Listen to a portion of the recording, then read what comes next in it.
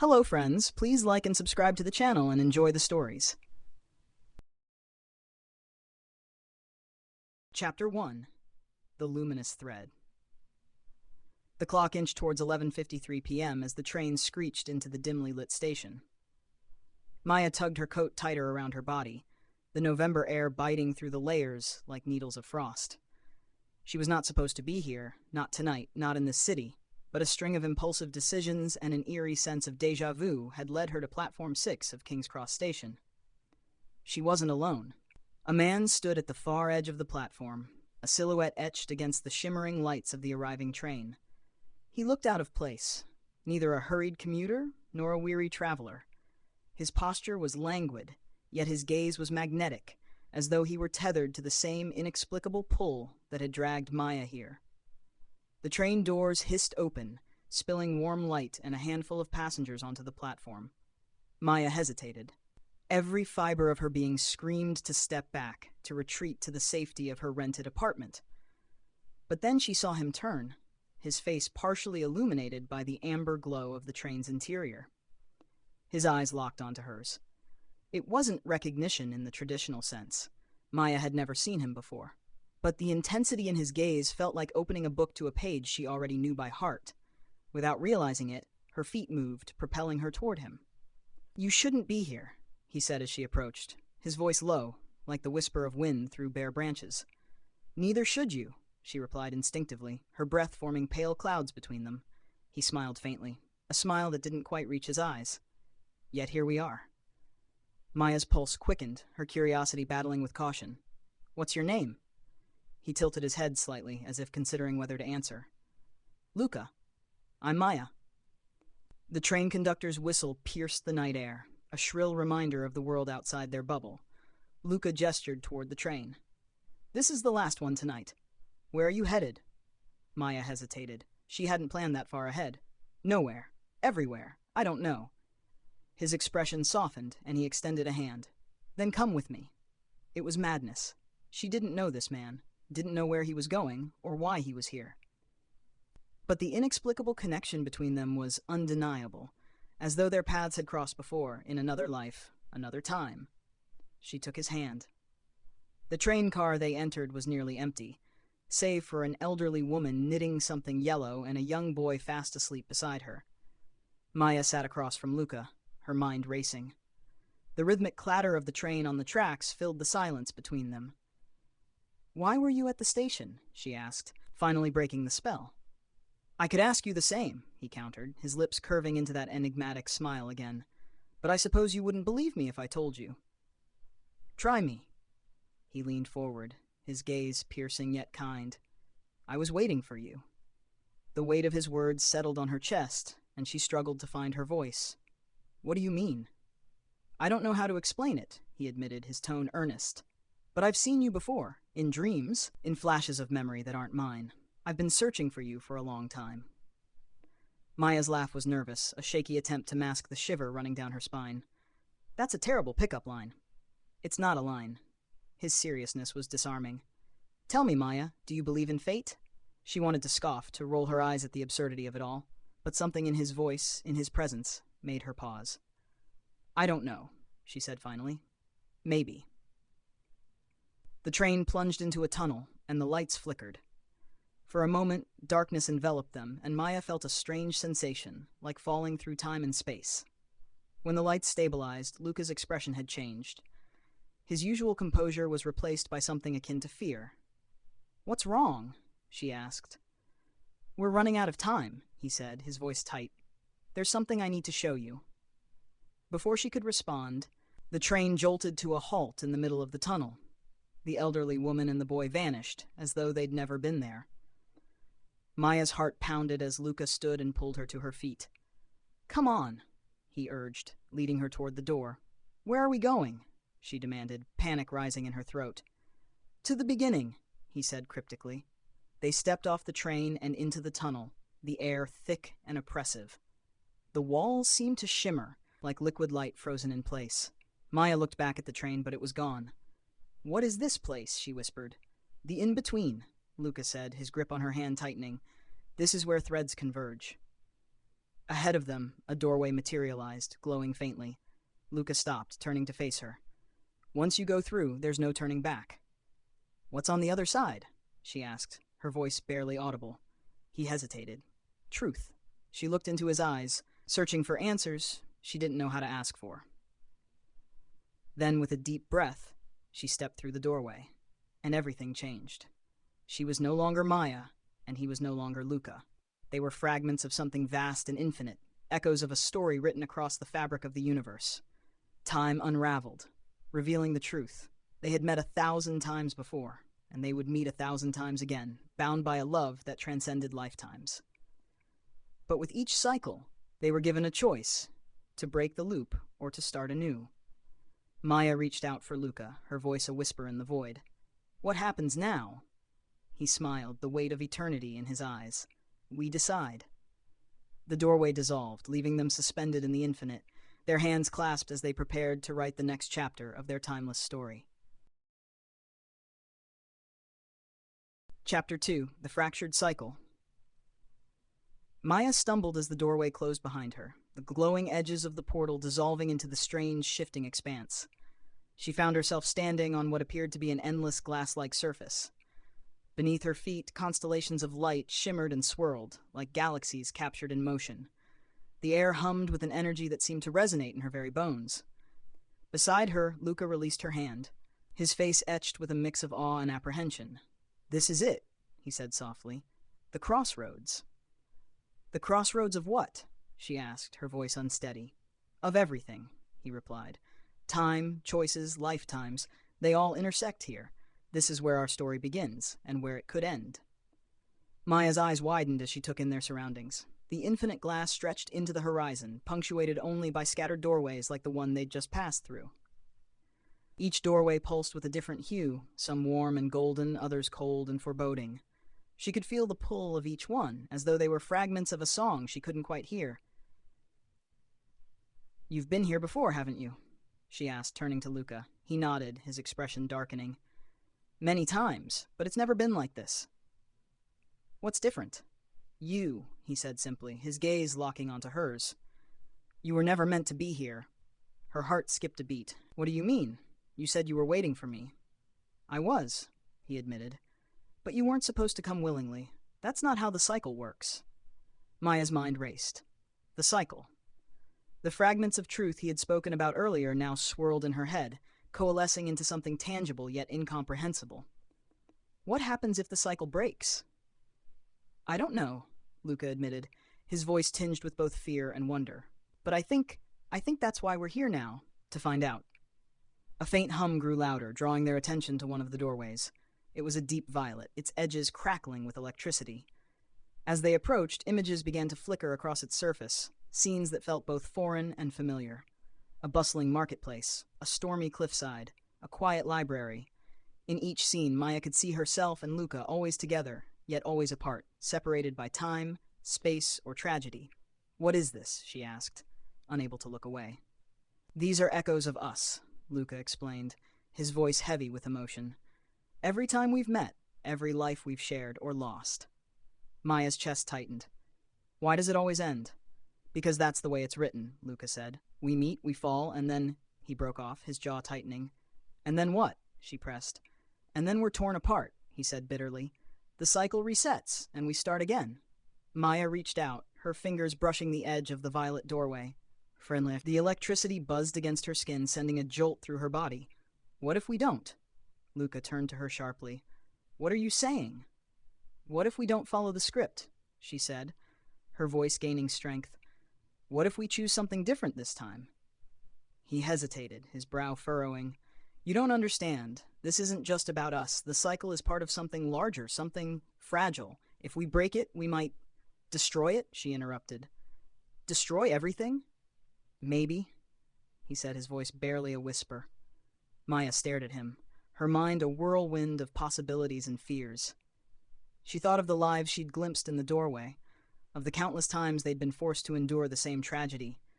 She thought of the pull she'd felt on that platform, the undeniable connection that had led her to Luca. I don't care, she said finally, her voice steady. I'm tired of playing by rules I don't understand.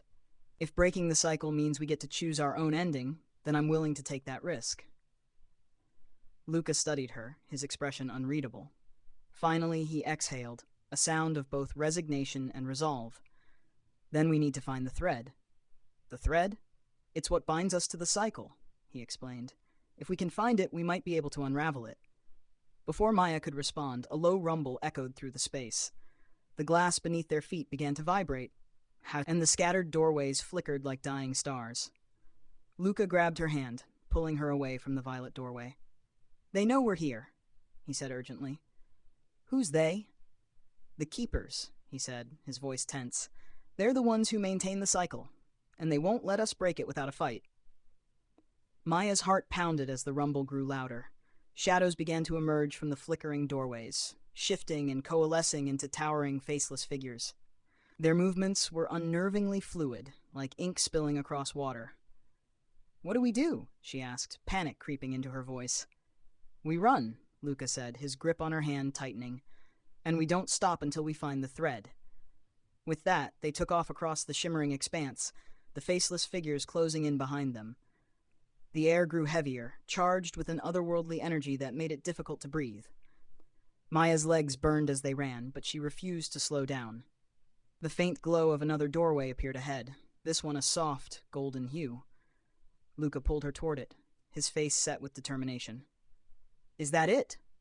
She asked breathlessly. I don't know, he admitted, but it's our best chance. They reached the doorway just as the shadows closed in, their inky tendrils stretching toward them.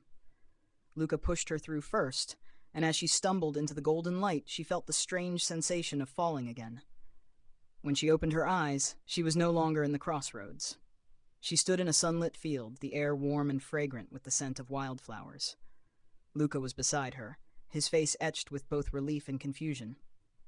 Where are we? She asked. I don't know, he said, his voice barely audible. But as Maya turned, she saw something glinting in the sunlight, a silver thread stretching endlessly into the horizon, and for the first time she felt hope. Chapter 3. The Silver Veil. The silver thread shimmered in the sunlight, impossibly delicate yet pulsing with an energy that Maya could feel deep in her chest. It stretched across the field, vanishing into the horizon like a river of light. The gentle breeze around them carried a faint hum, as if the thread were singing a song only it could hear. Maya turned to Luca. Is this the thread? He nodded, though his eyes betrayed his uncertainty. I think so. It's different from what I expected, but it's the only thing here that feels right. Feels right? Maya raised an eyebrow. Luca, we just escaped faceless shadow creatures, and now we're standing in some idyllic field with a glowing piece of string. What about this feels right? He cracked a small smile, despite the tension in his voice. Touch it, and you'll understand. Maya hesitated, her hand hovering over the thread. It pulsed gently as if responding to her presence. Taking a deep breath, she let her fingers brush the surface. The world around her dissolved. She was no longer in the field. Instead, she found herself standing in a grand hall filled with mirrors. Each one reflected a different version of herself. A warrior with a bloodied sword, a scholar poring over ancient texts, a mother cradling a child. Luca was in every reflection, too, sometimes a companion, sometimes a stranger, sometimes an enemy. The reflections shifted and morphed, overlapping like fragments of broken glass.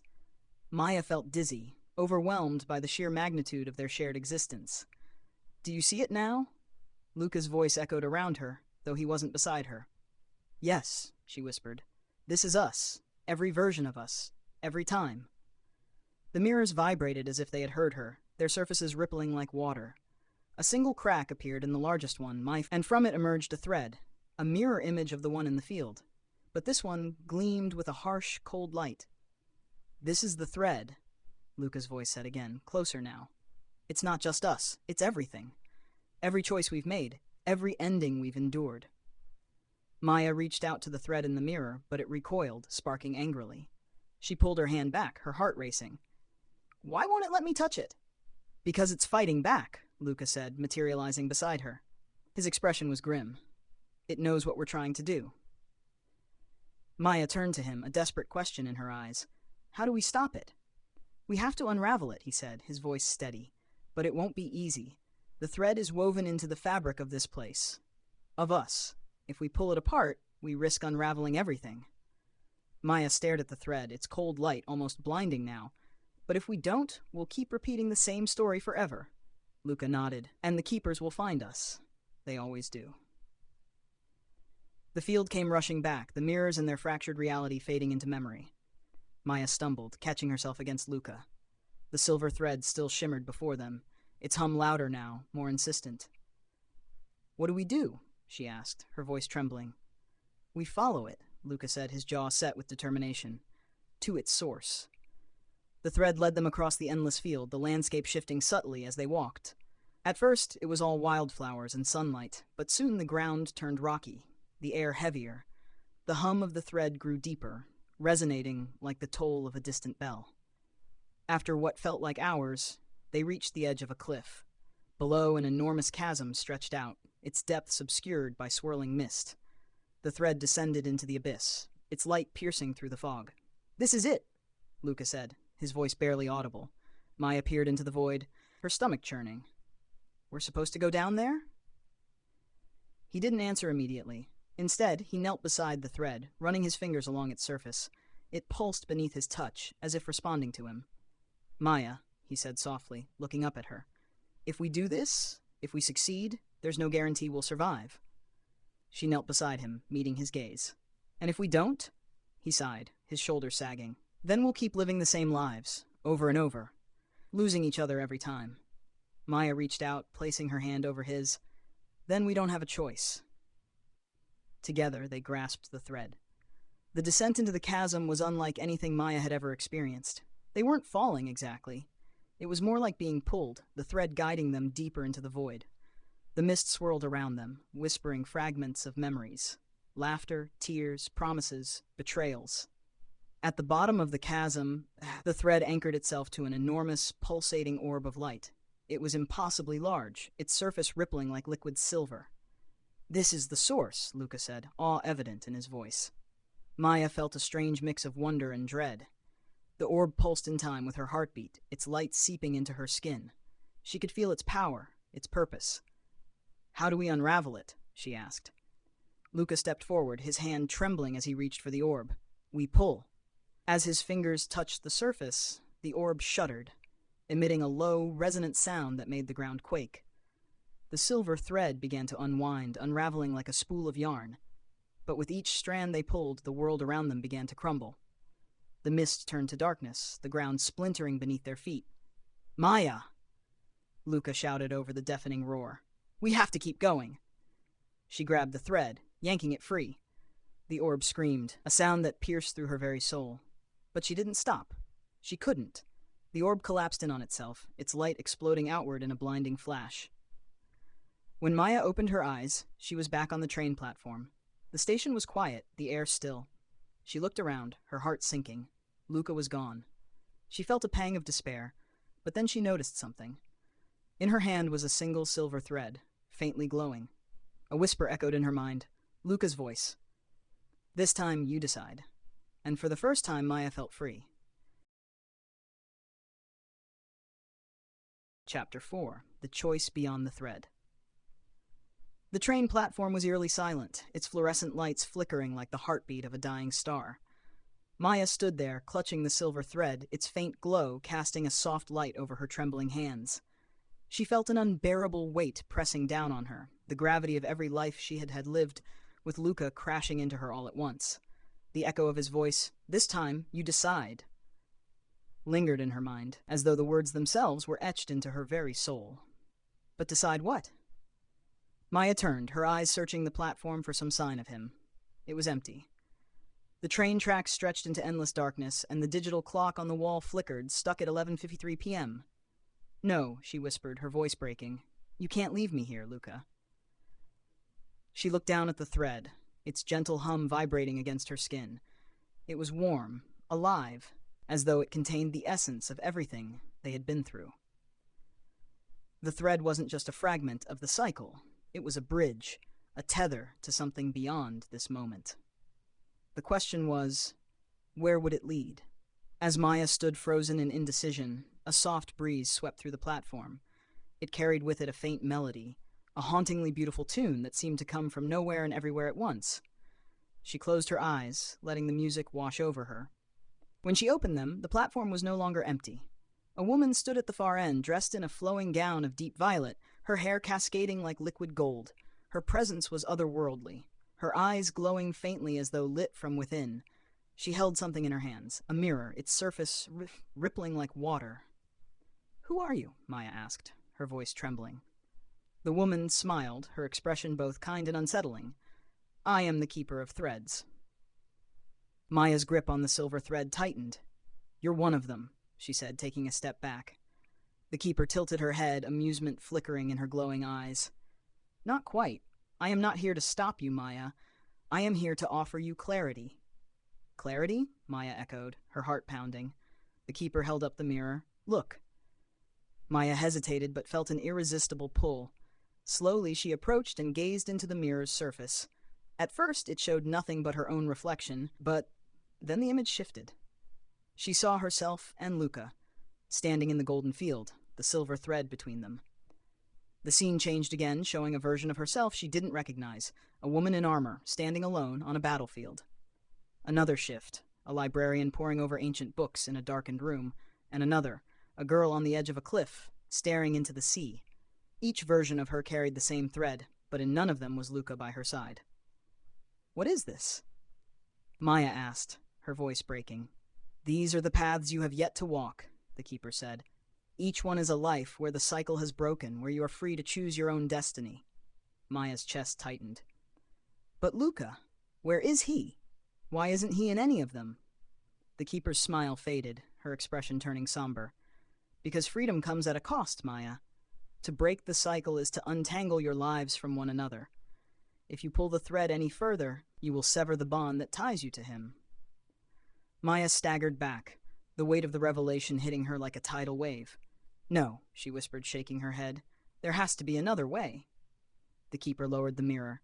"There is always a choice. You may continue to follow the thread, unraveling the cycle and freeing yourself from its grasp. Or what?" Maya demanded. "Or you may let it go," the Keeper said. "Hold on to the bond that ties you to Luca, but remain bound to the cycle. You will meet again, in another life, and another after that. But the pain of losing him will remain, as it always has." Maya's knees buckled, and she sank to the platform floor. The thread pulsed in her hand as though it were alive, waiting for her decision. She thought of Luca, of his smile, his laughter, the way he had held her hand as they faced the unknown together. She thought of the countless lives they had shared, the joy and the heartbreak. But she also thought of the endless repetition, the inevitability of their separation, the helplessness of being caught in a story they didn't control. Freedom or love? The choice tore at her heart, each option carrying an unbearable weight. Maya looked up at the Keeper, her voice trembling. "If I let go of the thread, will he remember me?" The Keeper's expression softened. "No, he will not. Nor will you remember him. The bond will dissolve, and you will both be free to live your own lives, untethered by the cycle."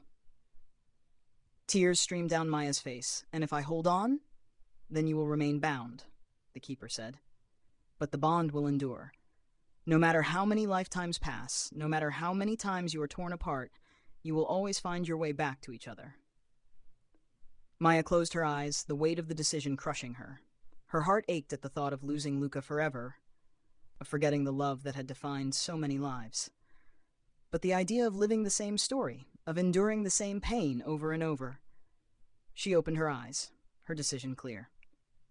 Maya stood, the silver thread glowing brighter in her hand. She turned to the Keeper, her voice steady despite the tears. "I choose." The thread in her hand shimmered, its light pulsing as though it had already anticipated her choice. "I choose to let go." As the words left her lips, the thread dissolved into a cascade of light, its hum fading into silence.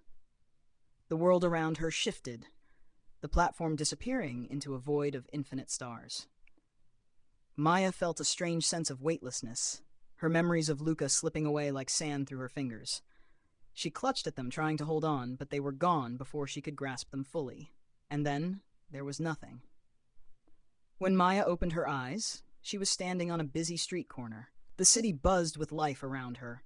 Cars honking, people rushing past, the smell of fresh coffee wafting from a nearby cafe. She felt a strange emptiness in her chest, like she had forgotten something important. But no matter how hard she tried, she couldn't remember what it was. She glanced at her wrist, where a faint silvery mark lingered, almost invisible. It felt familiar, though she didn't know why. Somewhere across the city, a man named Luca paused in the middle of his day, his hand brushing a similar mark on his wrist. He frowned, a strange sense of longing washing over him, but he couldn't place it. And so, they continued on their separate paths, free from the cycle, but bound by an invisible thread they could no longer see. Chapter 5. The Ghost of the Thread. The city moved like a living organism. Its streets pulsed with the rhythm of footfalls, the hum of voices rising and falling like the tides. Maya walked among the crowd, her steps steady, her expression calm, yet an unshakable feeling of dissonance lingered in her chest.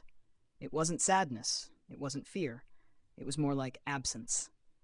The faint silvery mark on her wrist glimmered in the sunlight, catching her eye as she waited at a crosswalk. It had no shape or meaning, yet every time she looked at it, she felt a whisper of something unspoken, like the echo of a dream just out of reach. The light changed, and the crowd surged forward. Maya hesitated for a moment before stepping into the street, her movements fluid but distant. She had no destination in mind, just an aimless wander through a life she felt both connected to and removed from. Across the city, Luca sat at a cafe table, his laptop open but ignored. His coffee had grown cold, untouched, since the barista set it down 10 minutes ago.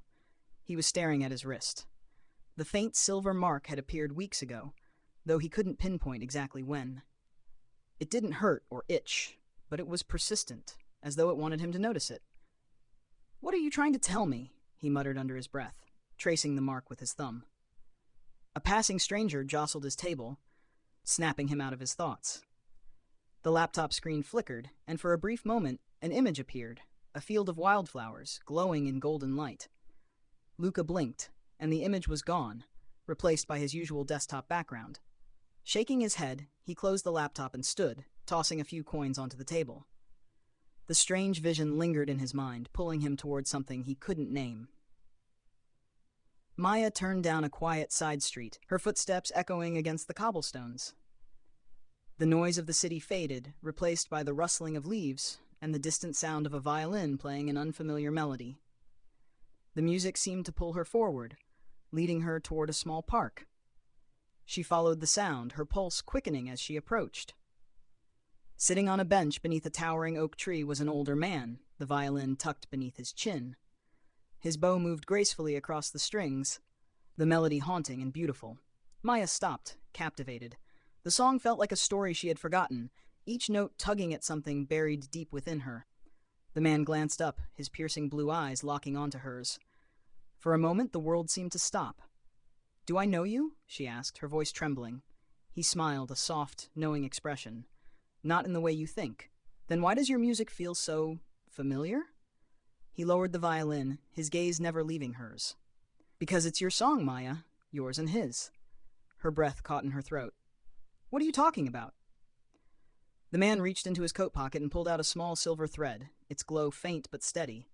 "You let go of this once, but some threads can never truly be broken." Maya stared at the thread, her heart racing. "Who are you?" "I'm a keeper," he said simply, "but not the kind you've met before. I don't maintain the cycle. I watch what happens when it's undone. What do you want from me?" "Nothing," he said, placing the thread on the bench beside him. "The question is, what do you want from yourself?" Luca found himself standing at the edge of the same park, drawn by the sound of the violin. He hesitated, a strange sense of déjà vu washing over him. The music had stopped, but something else caught his attention, a faint glow coming from the bench beneath the oak tree. As he approached, he saw a woman standing there, her back to him.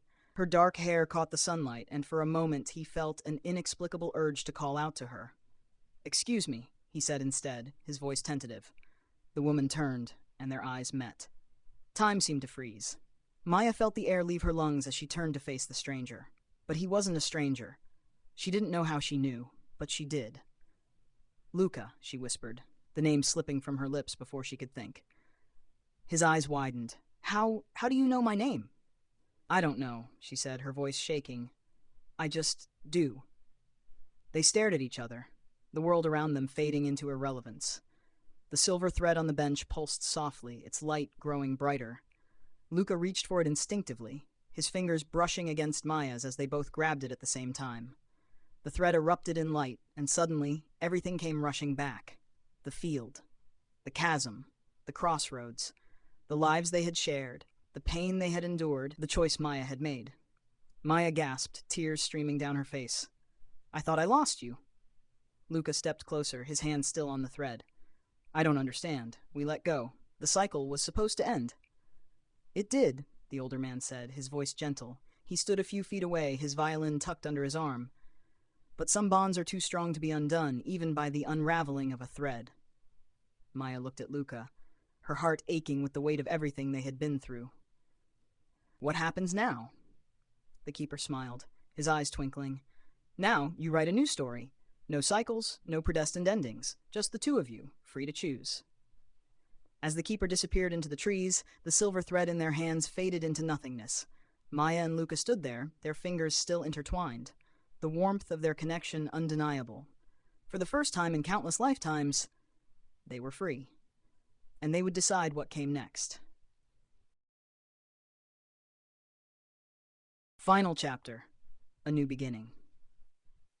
The city seemed quieter now, as if the world itself was holding its breath. Maya and Luca stood in the park beneath the towering oak tree, their hands still joined where the silver thread had disappeared. For a moment, neither spoke. They simply stared at each other, the weight of infinite lifetimes pressing down on them. Yet, for the first time, there was no cycle, no invisible force pulling them apart. It was just them. Maya was the first to break the silence. Do you remember everything? Luca nodded slowly. Every moment, every life. His voice softened. And every time I lost you. She felt tears welling up but forced a smile. But we're here now. No cycles, no keepers. Just us. He looked down at their hands, his thumb brushing against her skin. It feels strange, doesn't it? To finally be free. It does, she admitted, but it also feels right. The park seemed to shimmer with an ethereal glow, as though it recognized the significance of this moment. The sound of children laughing echoed from a nearby playground, mingling with the rustling of leaves. Luca tilted his head, a faint smile on his lips. What do we do now, Maya? No cycles to guide us, no paths already laid out. She laughed softly, the sound breaking the tension. We do what everyone else does. We live. We make mistakes. We figure it out as we go. And us? He asked, his eyes searching hers. Do we stay together? Maya's smile faltered, but only for a moment. Luca, I've chosen you in every lifetime through every cycle. That wasn't because of the thread or some cosmic design, it was because I loved you. And I've chosen you, he said, his voice steady. Every time. She took a deep breath, her heart lighter than it had been in what felt like centuries. So let's choose each other again, not because we're forced to, but because we want to. Luca's smile widened, his eyes shimmering with unshed tears. Then it's settled. This time, it's us. Just us. The months that followed were a blur of discovery and growth. Maya and Luca learned how to live as free people, unbound by cycles or destinies. They explored the city together, finding joy in its hidden corners. They cooked meals in their tiny apartment, laughing as they burned their first attempt at dinner. They argued over the little things, what movie to watch, whether to adopt a cat or a dog. But the fights always ended in laughter and forgiveness. For the first time, their love wasn't shaped by inevitability or loss. It was imperfect, messy, and beautiful in its own way. One crisp autumn morning, Maya woke to find Luca sitting by the window, a mug of coffee in his hands. The sunlight streamed through the glass, casting golden highlights on his hair. You're up early, she said, wrapping a blanket around her shoulders as she joined him. He smiled, his gaze soft. Couldn't sleep. I was thinking. About what? He hesitated, then turned to her. Do you ever miss it? The cycles? The idea that we were part of something bigger? Maya considered this for a moment. I used to think that's what gave our lives meaning, being part of something grand, something eternal. She reached out, placing her hand over his. But now I realize the meaning isn't in the cycle. It's in the choices we make, The love we create. That's what matters. Luca nodded, his eyes misty. I think you're right. She leaned her head against his shoulder, the weight of his presence grounding her. We've lived so many lives, Luca. Maybe it's time we just live this one. As the seasons changed, so did their story. They built a life together, not because they were bound by a thread, but because they chose to. And though the faint silvery marks on their wrists never faded completely, they no longer carried the weight of the past. Instead, they became reminders, a testament to what they had overcome and the love that had endured. One evening, as they sat on their apartment balcony watching the sunset, Luca turned to Maya and smiled. Do you think we'll get it right this time? He asked. Maya laughed, leaning into him. Who cares? Right or wrong, we've got this. And as the sun dipped below the horizon, painting the sky in hues of orange and pink, they held each other close, ready to face whatever came next. Together, always together.